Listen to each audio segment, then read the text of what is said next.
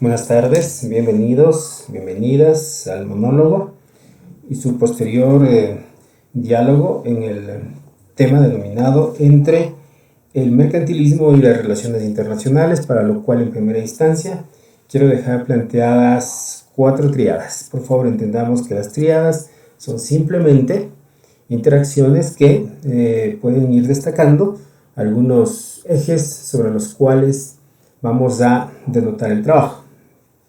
Ahora, ¿cuál es la primera triada? Acumulación de riqueza versus colonización y versus poder. Esa es la primera triada. Por favor, no lo olvidemos. Acumulación de riqueza, colonización, poder. Segunda, el tema del Estado, la seguridad y el poder. Segunda triada. Estado, seguridad, poder. Tercera triada. Actores internacionales, interdependencia, desarrollo. Si le pongo en el orden. Interdependencia, desarrollo, actores internacionales. 4. Proteccionismo, subdesarrollo y dependencia. ¿Sí? La cuarta es entonces el proteccionismo, el subdesarrollo y la dependencia. ¿Por qué quería mencionar a estas triadas o dejarlas planteadas? Porque de una u otra forma son elementos que, al ser empujados el uno por el otro, empezaron a gestar una geopolítica mundial. Y le digo en esta instancia geopolítica porque de repente les da la línea, les da el curso a los estados para que empiecen a fomentar sus relaciones, no solamente bajo una perspectiva de comercio, sino bajo perspectivas sobre las cuales iban a afianzar sistemas de pensamiento que en la necesidad de los unos seguramente irrumpirían en los desesperos de los otros. Esta perspectiva, o estas perspectivas, lo que nos hacen ver es una sociedad mundo, es una sociedad global, que empezó a desarrollar precisamente un sistema en el cual el foráneo y el local tienen que empezar a encontrarse. Bueno, estas son las premisas. Al hablar de mercantilismo, yo quisiera abordar la primera triada, en la cual les había manifestado, porque resulta que en el mercantilismo, por allá por los siglos XVI, XVII, XVIII, se empieza a gestar un sistema de pensamiento alrededor precisamente de la acumulación de riqueza. Esa acumulación de riqueza que iba a ser la resultante de los procesos de colonización en los cuales se encontraban trabajando los países europeos. Procesos de colonización que llegaron a África, a Asia, a Norteamérica, a Sudamérica. Es decir, un sistema que, digo yo, era un poquito perverso porque la forma de crecimiento económico de los países se lo veía bajo la idea de dominación de los otros, de explotación, de esclavismos, y seguramente, y digo así, seguramente, bajo la idea de que debían conseguir recursos naturales que para ellos en esa época eran muy valiosos. ¿Cuáles eran estos recursos naturales? El oro y la plata, prioritariamente.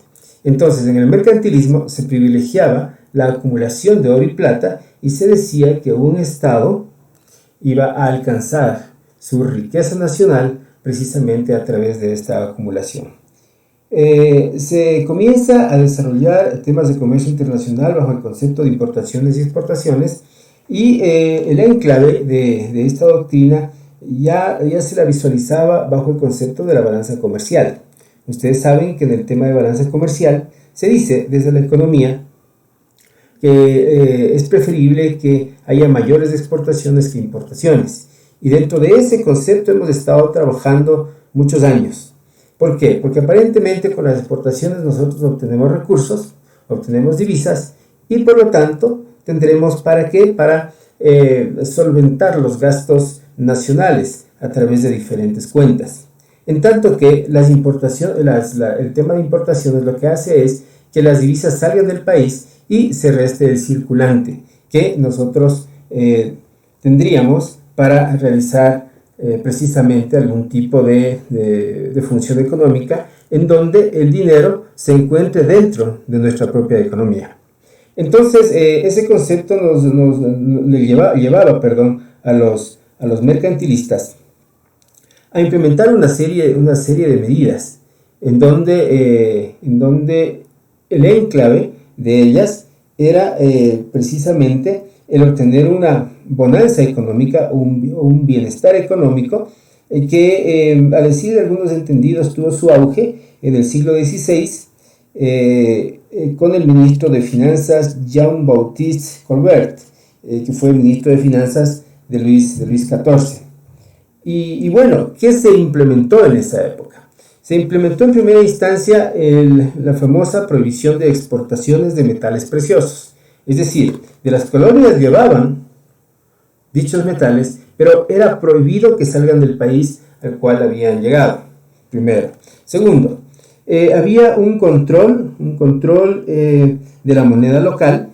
Recuerden ustedes que si nosotros tenemos control de la moneda, seguramente podamos establecer una política monetaria alrededor de la cual, a través de procesos de evaluaciones, podríamos equiparar nuestra economía con la economía de terceros países dentro de lo que es el proceso de flujo comercial. También se imponía impuestos y restricciones a las importaciones. No nos olvidemos que estamos en la época mercantilista, y esto como que es bastante parecido a lo que pasa hoy por hoy en nuestro país bajo el concepto de proteccionismo. Hablamos también de que hubo un control de los recursos naturales, ¿no? Hubo subsidios a productores locales, hubo un crecimiento de la población de trabajadores y se implementaba un sistema en donde la mano de obra sea barata. Es decir, lo que interesaba en esta época es que aquellos factores de la producción estén dominados y que bajo esa perspectiva seguramente dichos factores de la producción en algún momento empiecen a tener algunas discrepancias con quienes lo ejercían, sobre todo dentro del tema de la mano de obra. Y había también, o se otorgaba, privilegios estatales a las personas que manejaban el tema de exportación y producción local, ¿no? Esos privilegios venían eminentemente bajo concepciones fiscales.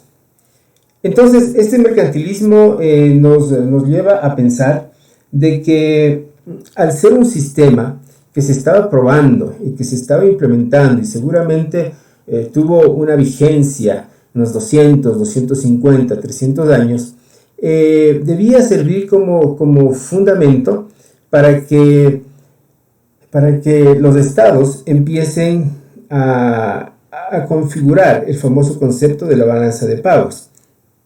Acordémonos nosotros que en el tema de la balanza de pagos lo que interesa es que existan saldos favorables, que existan superávits. ¿Para qué? Para demostrar ante terceros países que el país que la detenta precisamente tiene un patrimonio lo suficientemente considerable como para poder entablar relaciones comerciales. El éxito del mercantilismo entonces estaba ¿en dónde? En la acumulación de riqueza, ¿no? En las relaciones comerciales, ¿con quiénes? Con aquellos pueblos que colonizaban, ¿no? Y también el éxito del mercantilismo tenía que ver con la implementación hegemónica del poder dentro de un sistema en el cual seguramente los centros eran los países europeos. Eso en primera instancia. Segundo, es importante que nosotros traslademos el análisis a los inicios del siglo XX. Inicios del siglo XX en donde la configuración geopolítica mundial nos lleva a un estado de incertidumbre. Estos estados de incertidumbre precisamente por el hecho de que ya hubo la primera, ya después de haber pasado, la primera, llegó la segunda revolución industrial, y en esa segunda revolución industrial el tema del cambio energético fue vital. Es decir, deberíamos nosotros pasar de una era en donde se privilegiaba el carbón como como materia prima que impulse la energía y teníamos ya nosotros la llegada del petróleo y con esto obviamente se iba a plantear que existan diferentes posiciones dentro de los espacios económicos mundiales. Entonces, a inicios del siglo XX, lo que sucede es que los países empiezan a tratar de bosquejar algunas escuelas de pensamiento alrededor de las cuales cada uno de ellos tenga su posición o maneje su identidad, ¿sí? O trate de identificar en qué escuela de pensamiento tenga que quedarse. Para esto, en primera instancia, aparece en relaciones internacionales un paradigma que se llama tradicional, realista o estatocéntrico. Por favor, los paradigmas tienen en su interior teorías, ¿sí? Teorías que lo sustentan, que lo van alimentando y que lo van seguramente reforzando en tanto en cuanto estas teorías den éxito, ¿ya? Una de las teorías que se bosquejaba en esa época era la teoría del idealismo. En esta teoría, el presidente Wilson, el presidente norteamericano, decía que para que nosotros entablemos relaciones internacionales, habrá la necesidad de recurrir a la razón para arreglar los conflictos por vías pacíficas. Y aquí nos vamos precisamente a un tema que es un poquito fuerte, que es el tema del conflicto. Miren que el conflicto es una de las dimensiones o uno de los patrones de comportamiento que el ser humano lo ha tenido durante el desarrollo mismo de la evolución de la humanidad. Pero bueno, al verlo al conflicto como una discrepancia, o como una falta de paz, o como una falta de entendimiento con terceros países, ese conflicto, decía Wilson, tiene que ser arreglado por vías pacíficas. Entonces la diplomacia tenía que empezar a emerger dentro de este contexto, de este contexto de conflicto. Ojo, diplomacia. Conversemos, pongámonos de acuerdo, negociemos. Negociación en la cual cada uno tendrá sus argumentos y deberíamos llegar a mejores fines. Bueno, esa era la idea. Pero dentro de esta negociación, por favor, los llamados a manejar la negociación eran los estados. Y aquí hay una diferencia entre estado y sociedad, no es lo mismo. El estado seguramente es aquella figura jurídica, ¿no?, que a través del ejercicio soberano de la democracia, ¿no?, seguramente tiene sus representantes para que, a nombre de esa democracia, ellos puedan manejar la negociación internacional, pero bajo la perspectiva del Estado, ¿no?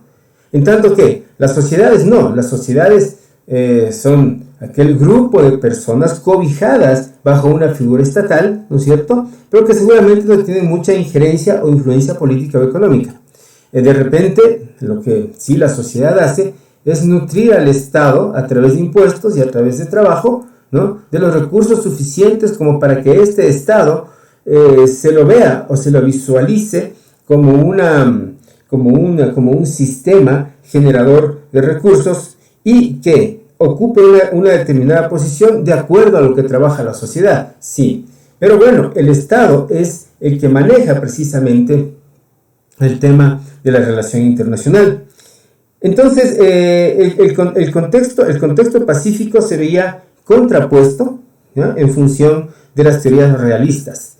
Porque las teorías realistas decían, oigan, acordémonos nosotros que las sociedades humanas normalmente han sido conflictivas. Y acuérdense ustedes también de que en muchas de estas sociedades humanas, especialmente en las sociedades de Estado antiguas, ¿no?, y en los imperios antiguos, lo que siempre reinó fue la anarquía. Dice, como metáfora básica, era la anarquía. Y a través de la anarquía se fue formando un sistema internacional como es aquel que lo conocemos hasta ahora. Muy bien, son palabras muy gruesas de entender, pero es cierto, la anarquía originaba ¿qué? Originaba apropiación. Las guerras originaban apropiación. Los conflictos originaban no solamente apropiación, también originaban, por ejemplo, limes, los famosos limes romanos, acuérdense ustedes, en donde los límites se iban imponiendo de acuerdo a las conquistas que se manejaba. Y no era solamente Roma, también eran los pueblos bárbaros, también fueron también fueron los imperios egipcios, el imperio persa y una serie de imperios que a través precisamente de este comportamiento fueron creciendo. Entonces el debate estaba puesto. O solucionamos los conflictos por vía pacífica, o de repente nos entablamos en contextos bélicos según las tendencias que se habían visto dentro de las sociedades humanas. Y precisamente el realismo dio pie a que aparezca la famosa sociología histórica. Entonces la sociología decía, oiga, mezclemos la historia con la sociedad. Eso es un ejercicio interdisciplinario interesante. Sociedad más historia. ¿Será que el comportamiento histórico influye en la sociedad? ¿Sí? ¿O será que la sociedad debe recoger aquellos legados históricos para ver cómo solucionar los problemas actuales? Y ahí precisamente se enfatizaba el hecho de que dentro de la sociología histórica, las realidades internacionales también se fueron formando a través del conflicto. Es decir, la sociología histórica realzaba el tema del realismo, y de repente teníamos una nueva doctrina que apadrinaba que las diferencias se las solucione a través de conflictos. Luego viene el neorrealismo, en donde los estados, como parte de un sistema internacional, deben poner ciertas reglas de juego para poder establecer precisamente esa relación con los otros. Entonces, ¿cuál sería el concepto de esos estados que todavía no se implementaba?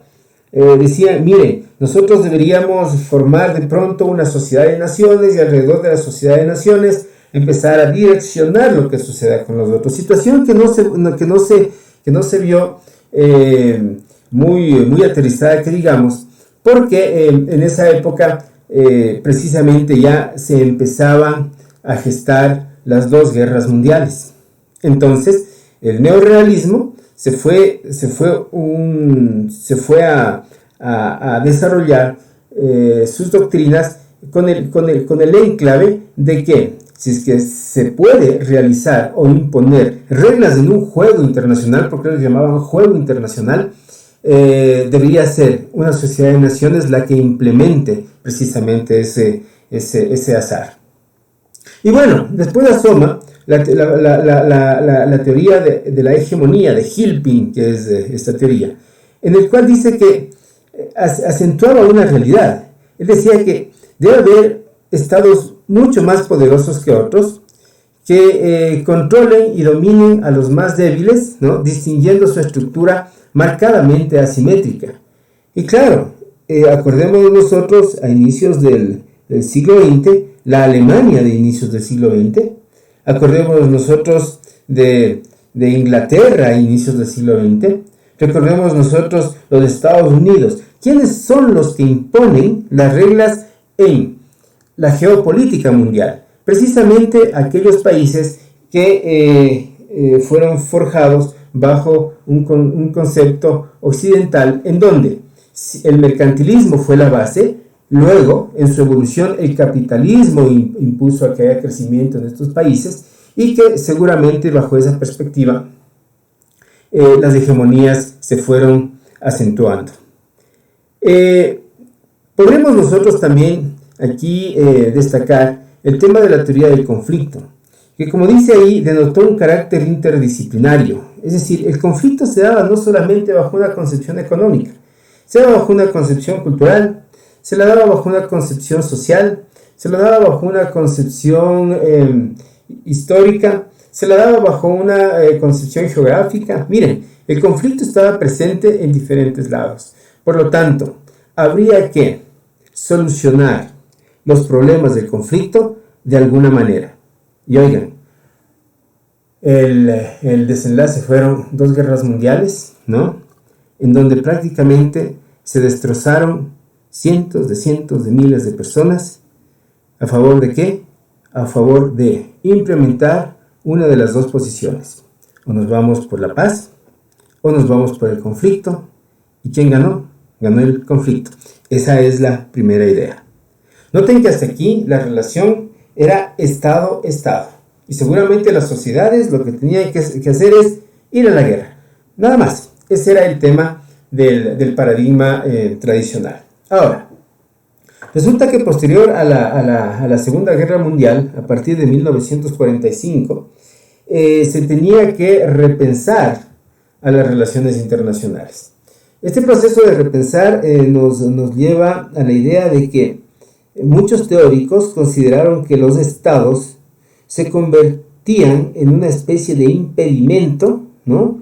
O de una figura tremendamente burocrática, como para que las sociedades ingresen a otro plano de relación.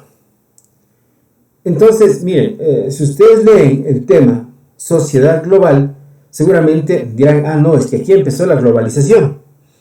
Bueno, yo tengo una posición un poco más sesgada con respecto al tema.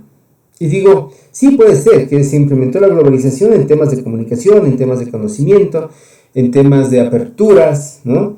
Seguramente si le citamos a Morán, él hablaba de que la globalización realmente se maneja a nivel una vez que se realiza el descubrimiento de América. Pero si nos remontamos tiempo de atrás, nos vamos a la famosa falla del Rift, 7 millones de años atrás, nos daremos cuenta de que la globalización empieza a paso lento con las grandes migraciones. Ya. Empezamos a poblar el planeta. Esa es la idea. Empezamos a poblar el planeta. Ahora, sucede que con este contexto de que ahora sean las sociedades las que se encuentran, seguramente hay alguien que pierde dentro de este contexto social. ¿Quiénes son los que pierden? Los estados. ¿Por qué? Porque yo quisiera ser un ciudadano del mundo, cosa que hasta ahora no se lo logra, pero me encantaría ser un ciudadano del mundo. Me encantaría ser una persona que de repente no tenga barreras o impedimentos hacia el acercamiento a otras partes del planeta. Me encantaría ser una persona que esté intercomunicado sin ninguna barrera, situación que sí, que la hemos logrado. Gran parte de la población está conectada actualmente. Me encantaría traducir esa individualidad de pensamiento e interacciones sistémicas bajo conceptos interdependientes. Es decir, uno como ser humano no es solamente un homus económico, ¿no? También somos culturales, somos sociales, somos biológicos, somos químicos, somos físicos, somos cerebrales. Somos un todo interdependiente, por lo tanto debemos tratarnos como un sistema. Si nosotros vemos, el ser humano es un sistema. Nos vamos desde abajo, tenemos moléculas, tenemos tejidos, tenemos órganos. Los órganos tienen sus funciones y la principal función en la coyuntura de todos estos es que emerja la vida de un individuo. Es decir, para hacer un breve movimiento de una mano, tiene que interactuar todo el sistema, ¿ya? Y ese precisamente es el concepto de interdependencia. La interdependencia es sistémica. Resulta entonces que será muy importante que dicha interdependencia a nivel sociedad-mundo sea cobijada por regímenes institucionales. Bueno, ahí empieza la teoría. Un régimen institucional, ¿no?, que dice debe crear interacciones, pero bajo el principio de que en primera instancia tenemos múltiples áreas de trabajo. Es decir, aparecerá en esa época, una ONU, una Organización de Naciones Unidas, que sea un centro, pero que tenga una serie de organismos especializados para lograr esa interdependencia. Es decir, alrededor de la ONU estará una Organización Mundial del Comercio, estará una Organización Mundial del Turismo, estará una UNESCO, ¿sí? Estará una serie de organismos internacionales que lo que hagan es precisamente contribuir al desarrollo de un sistema mundial. Esa era la idea, ¿verdad? Entonces, primero, implementemos nosotros regímenes institucionales de soporte. Regímenes institucionales que en algún momento pueden alcanzar el carácter supranacional. También podríamos obtener organismos de carácter subnacional, también. Es decir, si me voy de la ONU y llego a un consejo provincial, claro, el consejo provincial es subnacional, pero tiene su coyuntura jurídica que está sentada. Está alrededor de principios, tienen normas, tienen reglas, entonces tienen su régimen institucional, ¿ya? Es decir, le damos a la sociedad una serie de connotaciones que hagan que el Estado sea un regulador, sea un tercero excluido en primera instancia. Después veremos que no es tanto así, sino que se convierte en una especie de tercero incluido. Muy bien, y bajo esta perspectiva, en las regiones, lo que se dice es, sí, está chévere que nosotros cojamos y nos unamos a este proceso supranacional, pero también nosotros quisiéramos integrarnos por bloques.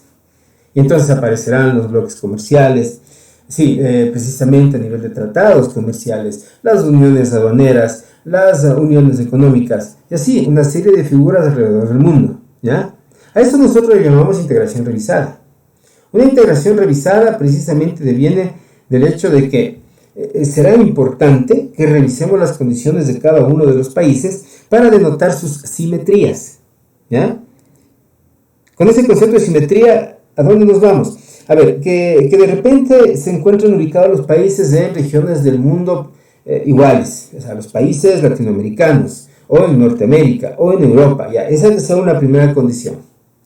Una segunda condición, que haya crecimiento económico similar, porque de repente si encontramos países que quieren integrarse y no tienen un crecimiento económico similar, el uno, en lugar de crecer más, podrá desacelerar su crecimiento en tanto en cuanto se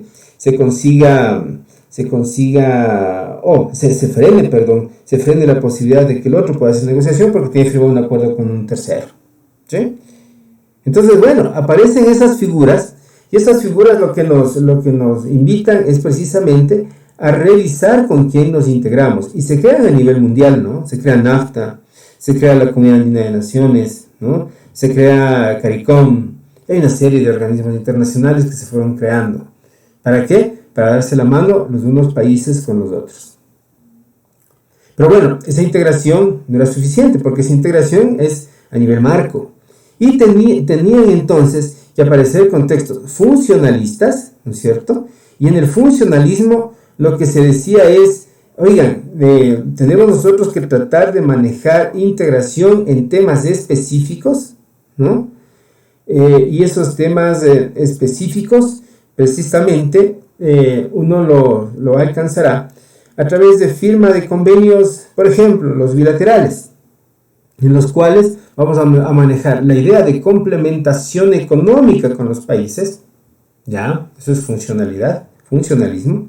O de repente vamos a decir, no, vean, pongámonos de acuerdo en temas de propiedad intelectual, o pongámonos de acuerdo en temas de inversiones, o pongámonos de acuerdo en temas de movilidad. Ya, ¿cómo vamos a hacer? Es un funcionalismo. Necesitamos que funcione el tema, ¿no es cierto? Esa era la idea. Y también asoma la idea del neofuncionalismo, en el cual precisamente la integración se la daba a través de descentralizaciones. No solamente era una integración para crear centralización, sino para descentralizar. ¿Descentralizar cómo? Sí, porque a veces, por ejemplo, nosotros cogíamos y creábamos unas estructuras que nuevamente eran centristas, igual que el Estado, nos está demostrando hoy por hoy la Organización Mundial de la Salud, con el problema que tenemos, ¿no es cierto?, que se convierte en centrista, y que de repente no tienen la libertad suficiente como para engendrar decisiones. Entonces ustedes verán, por ejemplo, que en Estados Unidos se manejan los estados al interior. El Estado tiene estados, ¿no es cierto? Y en Europa también sucede el mismo tema. Y cada uno será responsable de su crecimiento, que está bien, pero si tomamos nosotros la perspectiva de que de repente le damos la libertad a las sociedades con pueblos maduros de ejercer precisamente esa autonomía descentralizada. Entonces, alrededor de este tema se tejieron algunas ideas. Nosotros debemos ser, sí, una sociedad, manejarnos como sociedad global, pero la sociedad debe ser visualizada, no debe ser entendida, bajo la perspectiva de que hay un sistema económico en el medio que se va a llamar el capitalismo y que ese sistema económico tendrá que ser el enclave de estas relaciones entre los diferentes países. Y aquí, por ejemplo, tenemos teóricos como Milton Friedman, que nos hablaba precisamente de la libertad de elegir, de la libertad que debemos tener los seres humanos para elegir aquellos bienestares que quisiéramos nosotros tener, ¿no? Pero que, de repente, tras bambalinas, ¿no? Y digo así tras bambalinas porque no sabemos cuáles son aquellos intereses capitalistas que impusieron ciertas políticas económicas, sobre todo en los países de América Latina. Tenemos algunos ejemplos. Un capitalismo, como decía Naomi Klein, un capitalismo del desastre que impuso ciertas condiciones en Chile, ¿no? Para que se implemente el sistema económico chileno. Un capitalismo del desastre que impuso ciertas condiciones económicas en Ecuador para que se dolarice el sistema, ¿no? Y seguramente, si tenemos que hablar de ese capitalismo del desastre, tendríamos que tener muy, pero muy en cuenta las famosas teorías del caos, porque a través del caos se implementaban estos sistemas. O sea, es muy fácil hacer entrar a personas en caos para querer hacer lo que yo quiera hacer. Es lo mismo, es muy fácil hacer entrar en caos a una sociedad para implementar los sistemas que yo quiera implementar. En esa época de la dolarización, primero se produjo un feriado bancario y como la gente entró en caos, después se implementó la dolarización. Nada del otro mundo el concepto, pero era un concepto eminentemente de los famosos Chicago Boys de la escuela de Milton Friedman. Y claro, ver lo contrario, en donde dicen que el capitalismo del desastre nos llevó a consumir marcas y no productos, ¿no? Nos llevó a regar por el mundo las famosas zonas francas y las zonas de desarrollo, aprovechando la mano de obra barata de esos países. Pero quienes eran beneficiados eran las grandes marcas, ¿no? Y nos llevó a generar un consumerismo enorme. Pues si no, ya recuerden ustedes cuántos pares de zapatos tienen. 10 pares de zapatos guardados en su closet, ¿y cuántos usan? 1, 2, y los otros 8 ahí están botados. Consumismo, ¿no? ¿Sí? Y andamos en ese concepto. Pero bueno, la globalización originaba consumismo, crecimiento económico aparentemente para los países, el crecimiento económico a través de exportaciones, las exportaciones, ¿de qué? De productos divididos alrededor de la famosa División Internacional del Trabajo. Y claro, la División Internacional del Trabajo lo que nos decía a nosotros es que deberíamos especializarnos en aquellos productos sobre los cuales tengamos ventajas competitivas y ventajas comparativas, según la doctrina de Adam Smith y David Ricardo. Esa era la idea. Pero lo que no nos dijeron es que precisamente esta División Internacional del Trabajo se la impuso a través de la colonización.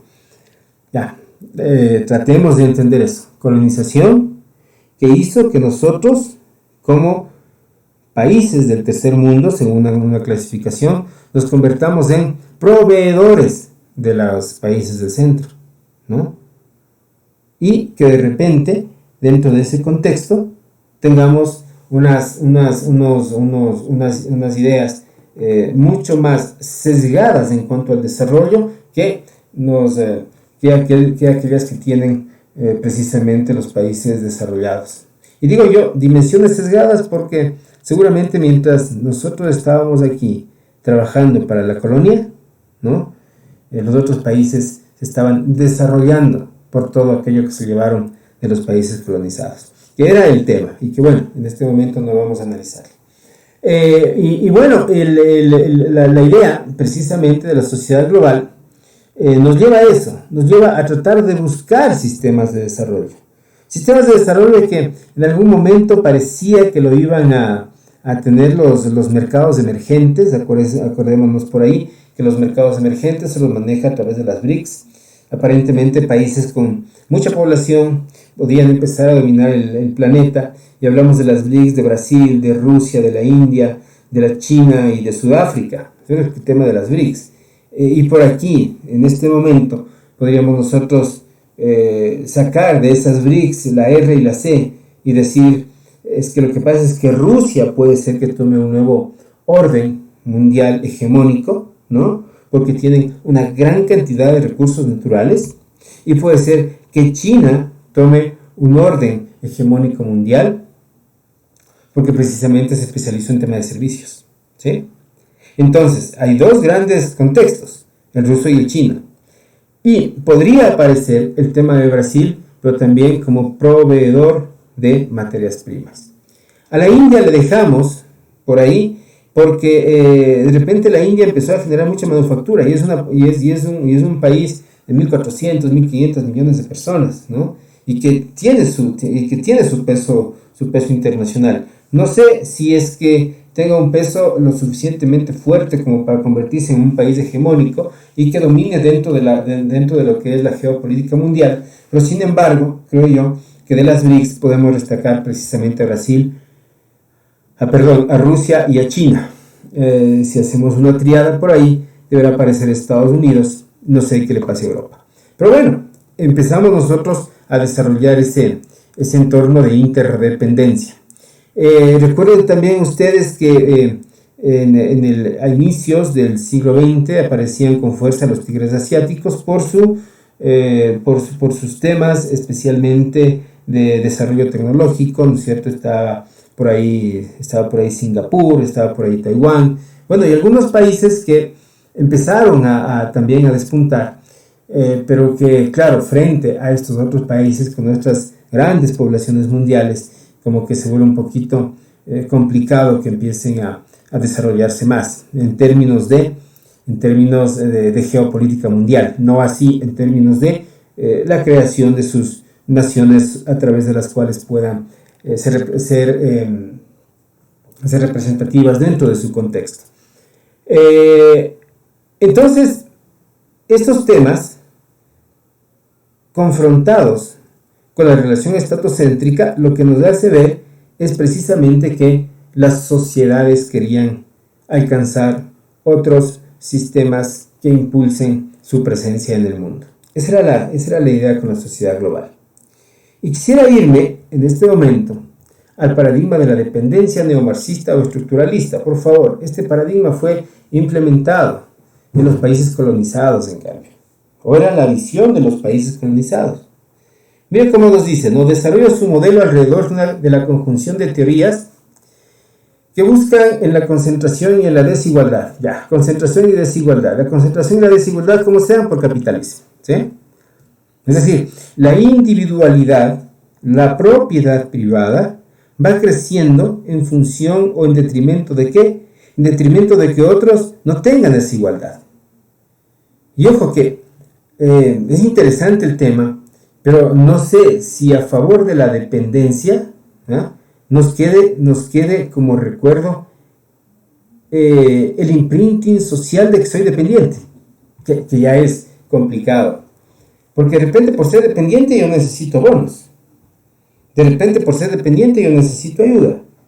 De repente por ser dependiente yo necesito fijar impuestos para favorecer a aquellos, ejemplo, productores nacionales, ¿no?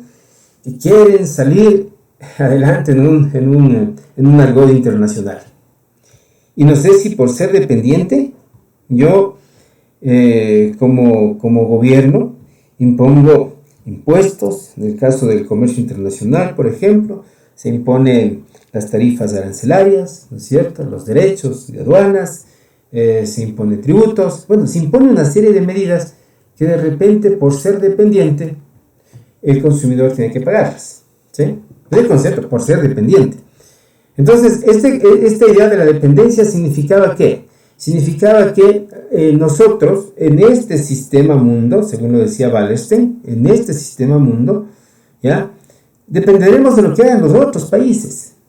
O sea, dependeremos de su tecnología, dependeremos de sus ideas de servicios, dependeremos de sus sistemas de diversión, dependeremos de sus sistemas financieros, bueno, dependeremos de. Esa es la idea, vamos a ser dependientes. Ojalá algún rato cambie la idea en América Latina de la famosa dependencia.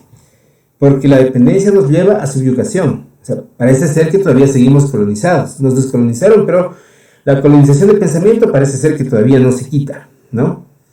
Y resulta que todavía vivimos el sueño americano, y resulta que todavía vivimos el sueño europeo, y resulta que ahora estamos viviendo el sueño chino y el sueño japonés. Chévere. Son todos los sueños que nosotros queremos, porque, lastimosamente, dentro de nuestra cosmogonía,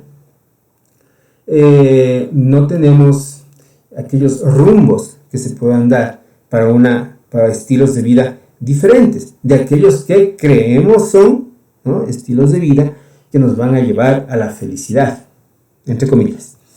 Entonces, dentro de esta dependencia, inclusive se fijaron algunas teorías en donde, claro, el sistema imponía que nosotros vivamos bajo un contexto de subyugación. Las corporaciones internacionales que nos ponían aquí las marcas y nosotros debíamos comprar el producto a los precios que nos impongan. La concentración económica que nos decía a nosotros, ¿saben qué? Queremos que se desarrollen y les vamos a dar préstamos a sus países para que se desarrollen, sobre todo después del aparecimiento del petróleo por acá. Es lo que hizo el Fondo Monetario Internacional, ¿no? Y todos los bancos, el Banco Interamericano de Desarrollo y todos los bancos que estaban alrededor de este sistema mundo. Y de repente, claro, cuando nos dieron los recursos, porque teníamos nosotros temas de recursos económicos, me refiero, porque teníamos nosotros, en cambio, recursos naturales sobre los cuales cimentar nuestras deudas, precisamente aparecieron los famosos préstamos para que nuestros países se endeuden. Yo no sé a quién echarle la culpa de la catástrofe que vivimos hoy por hoy en América Latina. Si de repente a ese pensamiento dependiente, como les decía hace un rato, o de repente a este sistema mundo globalizador que nos dijo endeúdense, nosotros viviremos de sus réditos, de los intereses de sus deudas, y ustedes sigan pagando sus deudas. No sé a quién echarle la culpa de lo que está pasando acá en América Latina y en el país. Pero bueno, eso nos llevó a ciertos teóricos a decir, oigan, es mejor desconectarse del sistema mundial. La famosa desconexión de Hilping nos decía eso, oigan, es que hay una preocupación por el intercambio desigual entre países del norte y los países del sur. Acuérdense ustedes, las sociedades del norte son aquellas sociedades que aparentemente son consideradas como históricas. Sociedades históricas fundamentadas en doctrinas occidentales. Y las sociedades del sur eran aquellas sociedades consideradas como primitivas, ¿no? Entonces, sí, éramos considerados como primitivos porque seguramente no teníamos alma, pues, para los del norte, ¿no? Para la religión católica, las personas de por acá del sur no teníamos alma, ¿no? Entonces, no éramos aptos para ser considerados como seres humanos. Esa era la idea, ¿no? ¿Sí? Entonces, por ahí, al aparecer el tema de la desconexión, algunos países preferiríamos estar desconectados de todo lo que es el sistema mundo, ¿no? Pero vivir en paz, vivir tranquilos. No sé si esa idea sea buena y sea aplicable hoy por hoy, porque seguramente también los estados tenemos que entender que necesitamos estar conectados por las propias tecnologías y desarrollo de productos, servicios gestados en otros lados que también quisiéramos tenerlos. Pero bueno, o sea, el concepto de desconexión, nos desconectamos o nos desconectan, simple, ¿no? O sea, nos desconectan. Cuba está desconectado, vean cómo está Cuba. Corea del Norte, ya le desconectamos, veamos qué pasa con Corea del Norte. Entonces tenemos que empezar a notar esos temas. Y también dentro de lo que es Wallerstein, que nos hablaba del sistema mundo, que nos decía que había algunos puntos de inflexión, y precisamente aquí nos habla del siglo XVI. Acordémonos que ahí había el mercantilismo, durante el cual el sistema mundo moderno, vio la luz como economía, mundo capitalista, ¿no es cierto? Entonces, el capitalismo, ojo, que no puede manejarse bajo un concepto de capitalismo creciente indefinido. Por favor, creo que esa es la gran falla del capitalismo. Creemos que todo es recursos, ventas, producción, y seguimos así, ¿no? Y de repente estamos acabando con los recursos del planeta. Miren, lo que le está pasando al petróleo es terrible. Esta época de explotación de petróleo, o sea, lo explotamos ¿en qué? En 200 años, ¿no? Pero resulta que está flaqueando al planeta. Porque recordemos nosotros que al ser el producto de una mineralización fósil, ¿no? Tiene que tener miles de millones de años para que nuevamente asome petróleo, ¿no? Y sin embargo, nuestros gobiernos siguen ensimismados en que nosotros somos país petrolero. Ah, sí, pero hay otros países que también son petroleros. Y hay otros países, como es el caso de China, por ejemplo, que ya se están yendo por energías alternativas, pues. La energía eólica, ¿no? La energía hídrica. O sea, energías que tienen que ser energías limpias y que no afecten precisamente al planeta. Esperemos que estos esquemas energéticos, porque la energía es la que mueve el mundo, ¿no? Estos sistemas energéticos sean visualizados de una manera diferente en otros países para poder llegar a esa famosa tercera revolución industrial que nos están hablando, y en algún momento, por lo menos de lejos, ver la cuarta revolución industrial. Entonces, claro, Wallerstein nos hablaba de implementación del mundo capitalista, nos hablaba de la Revolución Francesa de 1789, que en cambio nos proclamó el centrismo, ¿no? Y que seguramente no es solamente el tema de Wallerstein, también acuérdense ustedes que Ptolomeo hablaba de los centros, y que decía que el planeta Tierra era un centro del sistema solar, se creía en esa época, ¿no es cierto?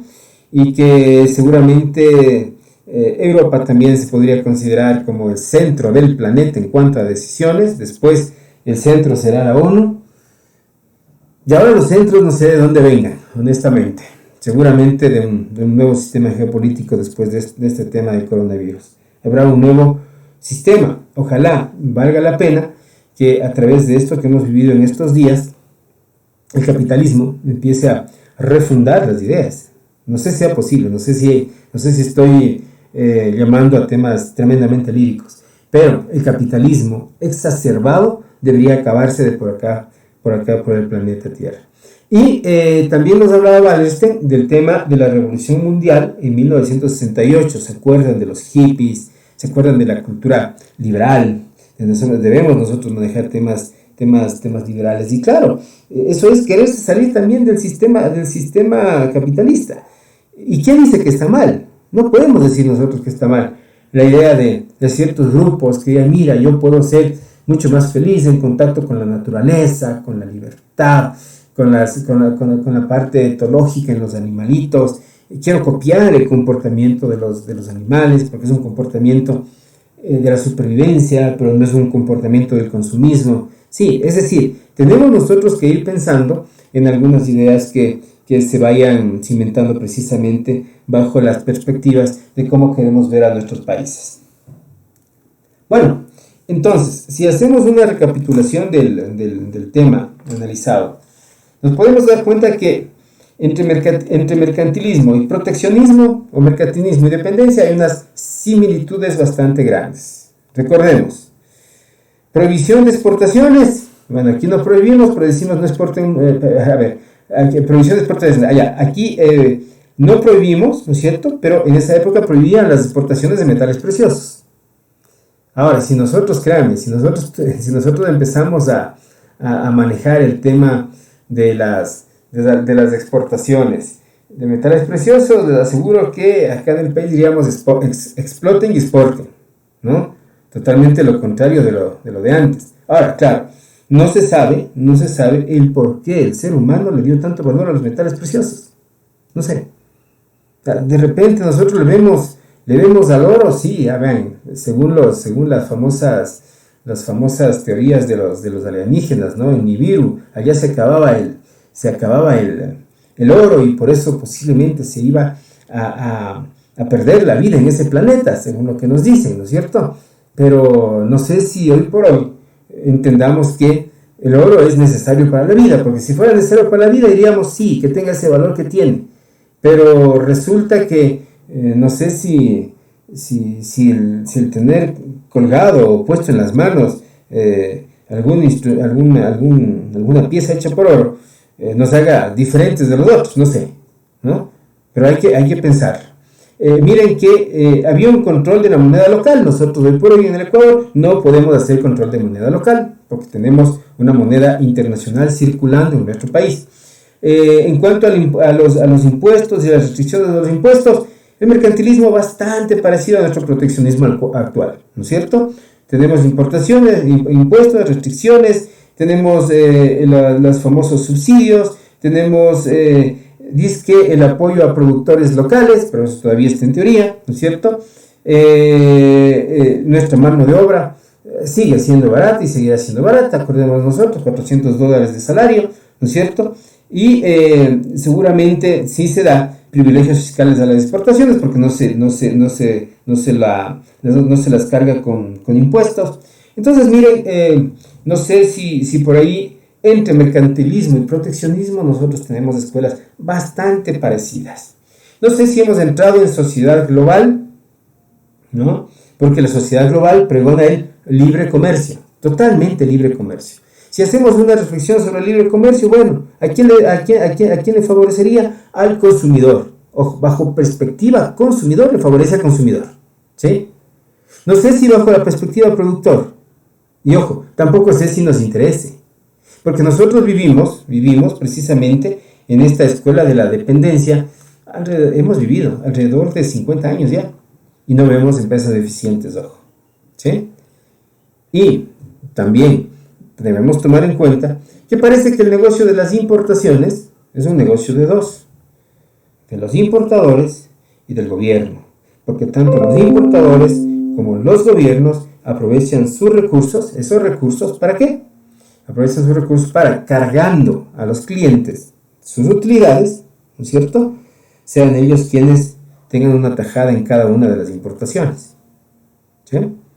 Entonces, miren, hay conceptos que deberíamos nosotros ir desarrollando por acá, pero desde una perspectiva muy mía, considero que no hemos salido todavía de un mercantilismo asfixiante, que nuestras ideas proteccionistas se allanan mucho al concepto mercantilista y que seguramente nos hace falta imprimir algunas ideologías, porque encima de eso nuestro concepto proteccionista se allana mucho al concepto idealista estatocéntrico, ¿no? En donde el Estado era el Estado y el Estado era el Estado, ¿sí? Y seguramente no entendemos todavía muy bien el tema de cómo una sociedad tiene que entrar en interdependencia para generar los famosos accesos y libertades que tanto ha pregonado Amartya Sen en sus teorías de desarrollo. Muy bien, yo les agradezco mucho por su atención y nos veremos en una próxima sesión.